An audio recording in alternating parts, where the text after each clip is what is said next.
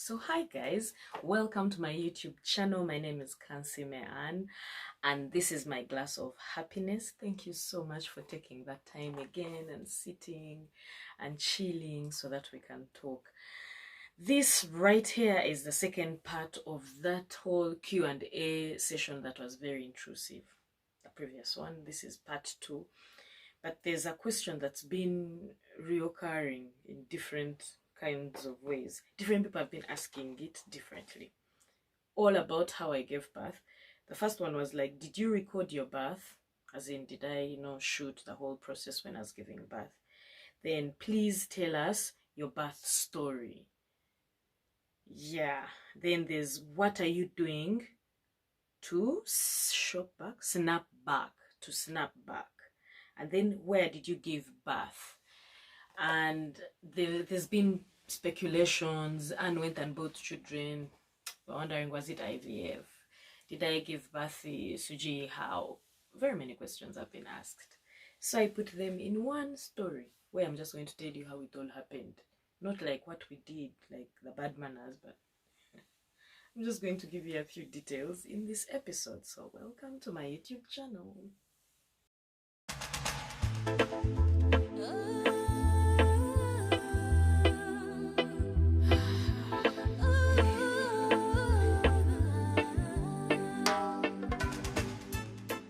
So my journey to getting pregnant is not a short one. It started long ago, and how it went, or how it has been going, or how it turned out was affected by things, some that happened really a long time ago.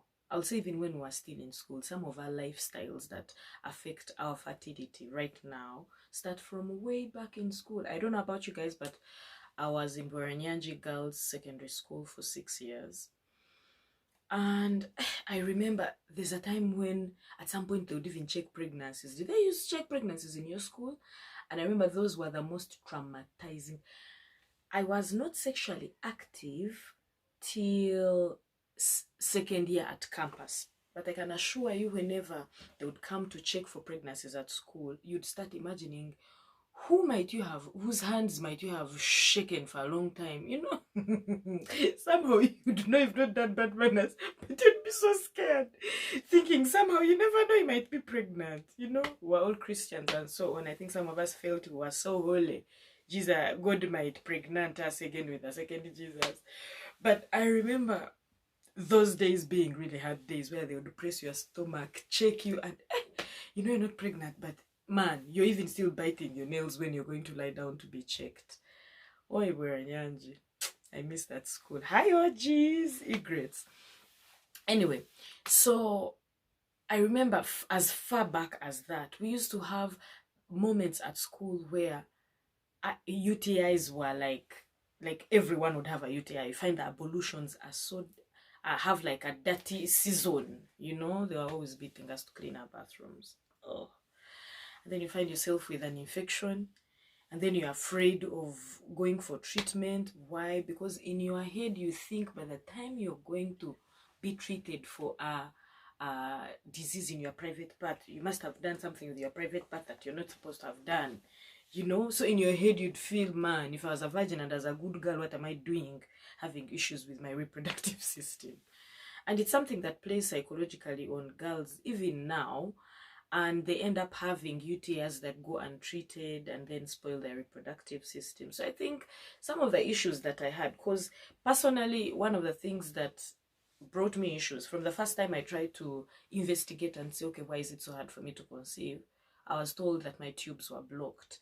Then we started the process of unblocking them. You people to tell you that it is painful.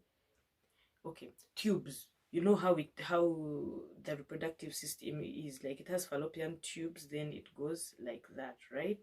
So those tubes where the eggs are here and they are supposed to come and be fertilized in the uterus, that whole process, those tubes were blocked.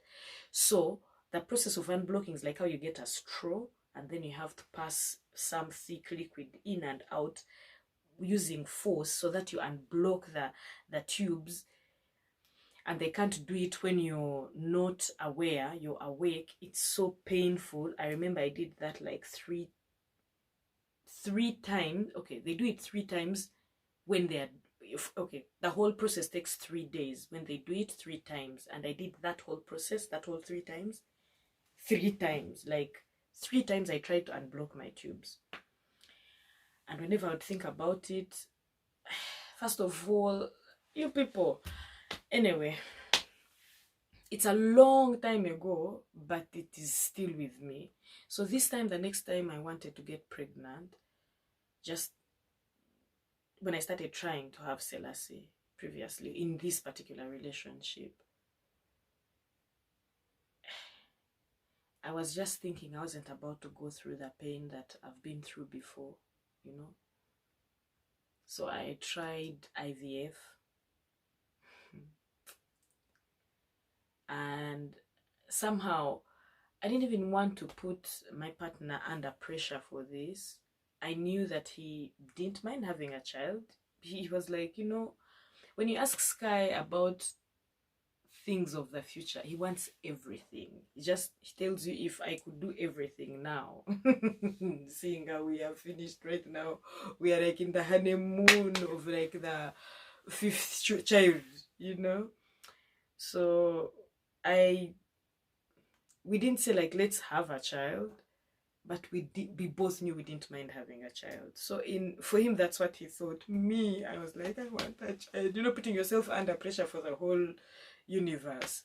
I was under so much pressure. I would imagine having a child who looks like Sky, having a child with Sky, just making sure that I pin him down with a child. So anyway, so this time round, I tried the usual conventional way. Wanange, we did bad manners in all kinds of ways. Mama, look down. In all kinds of ways, all kinds of places also.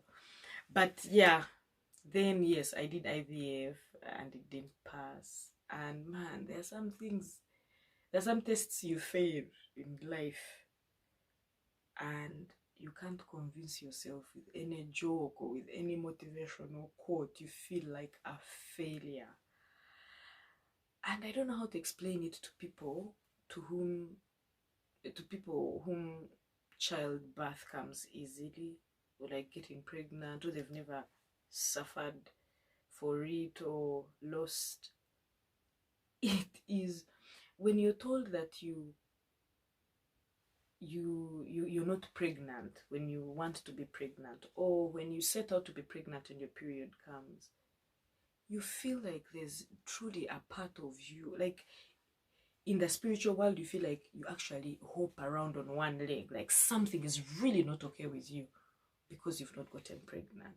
It's not something that's easy for someone who's not gone through it to understand. So if you're there trying to get pregnant and nothing seems to be working, just know that that's the moment. That's the moment. Like I told you, I have that thing I usually tell you, that before things get very good, they get really bad. You know, like how a ball bounces and hits the ground so hard and then rises up.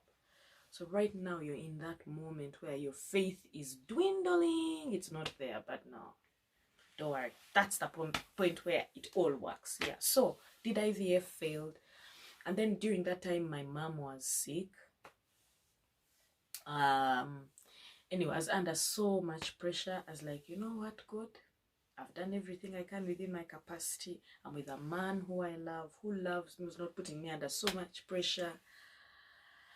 I'm like, let's just chill. I remember I even abandoned Kampala and went to Mbarara, Rwentondo at Sky's home. I stayed there for like 7 weeks. I even shot some skits of Don't Mess with Kansiime there. I really didn't want to come back to Kampala soon. I just wanted to chill from everything else. It was lockdown. We weren't traveling, so.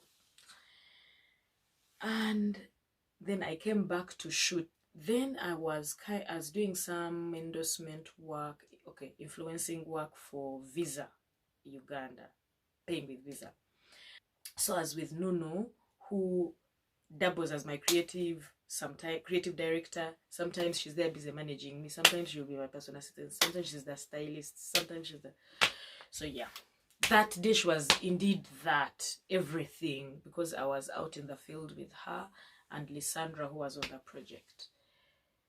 And I was wearing some tight dress. We were taking pictures by the petrol station and the supermarket.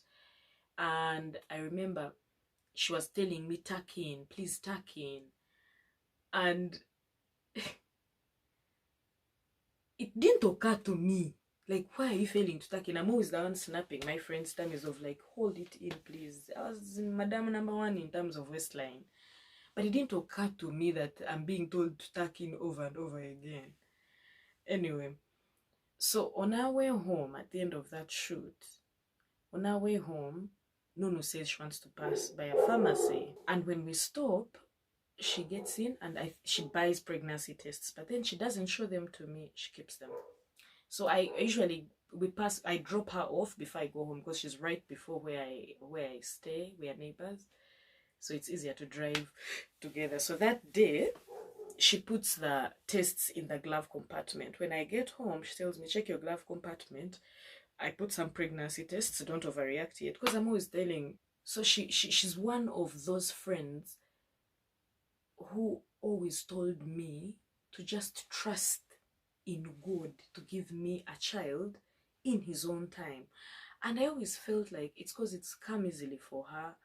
She has amazing children. Motherhood comes so easily for her. She just looks like Mother Nature. She goes around mothering people. Actually, we tell her when we go to public, she's always trying to find out people's problems, nurturing them, everything.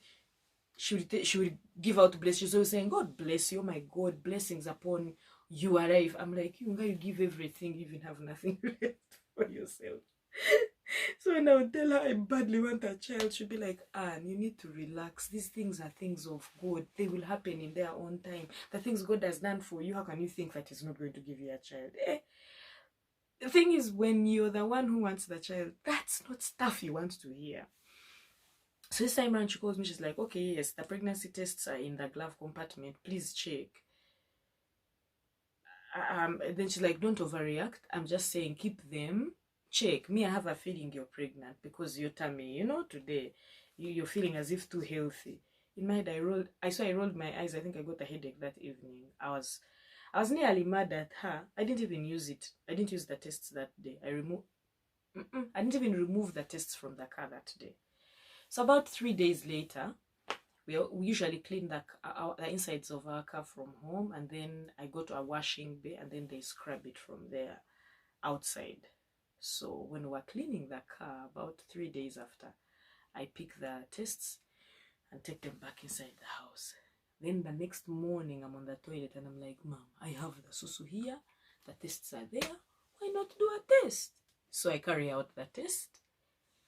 And I can assure you, I don't think even the susu touched the test. I think like the air, that how susu is like warm and then it like evaporates you.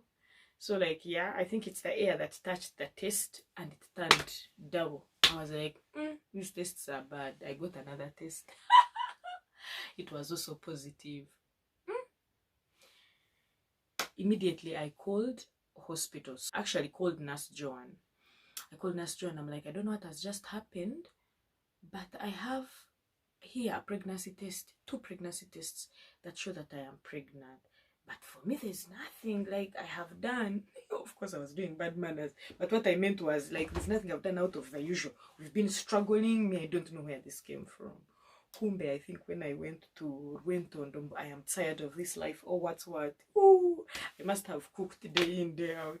Hey! Because food was ready.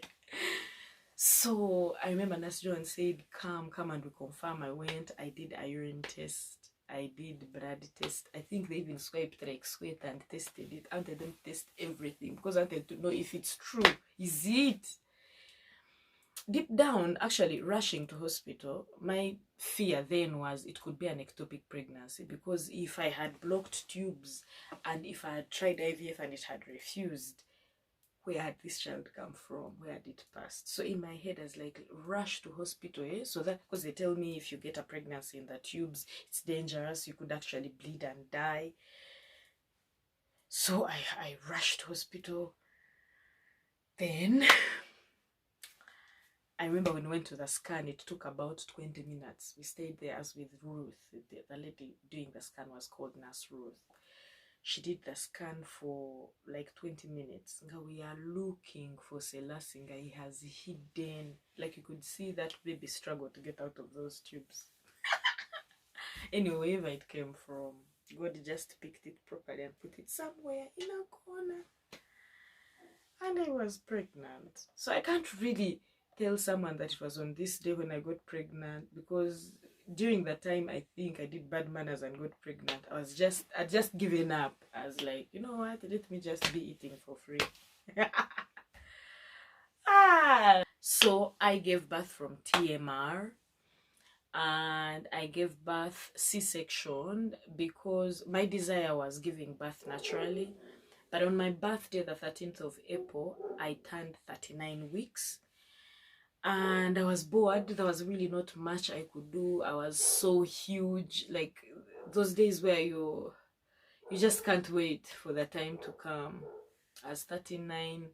So I wanted to go to hospital and just check on Selassie and say, okay, how is he, you know, so that they tell me, okay, give us like a week. So for my gift, I wanted to just check on Selassie. We reach hospital and he's no longer engaged. The head is no longer facing down. He's breech. He's seated like the head was like below my chest, right below my breast. Like his bums were down. So they told me that even if I wait 40 weeks, 41 weeks, full term, he still won't turn. And 39 was old enough. The baby was big enough. And they said, if you want to see the child, you could see the child today evening. I'm in hospital on my birthday, like you could see your child today evening, or tomorrow, or a week later from now, but just know that he won't engage for you to be able to push him naturally. So I was like, so if Caesar is now or any other time, why not as soon as possible? So we went back home to park with Sky. That, you guys, I looked like an elephant. Boy, I was so tired, I couldn't wait. So we went back and packed, and then went to hospital the next day on the 14th and gave birth. I gave birth as in theater like 7:15, by like 5 minutes past 7 in the morning. By 7:35, 7:40, we were waltzing out with a bouncing baby boy. And Sky recorded every bit of it, and we will watch all of it on Chronicles of Ubuntu. We are packaging an amazing show for you. We want to show you inside our hearts.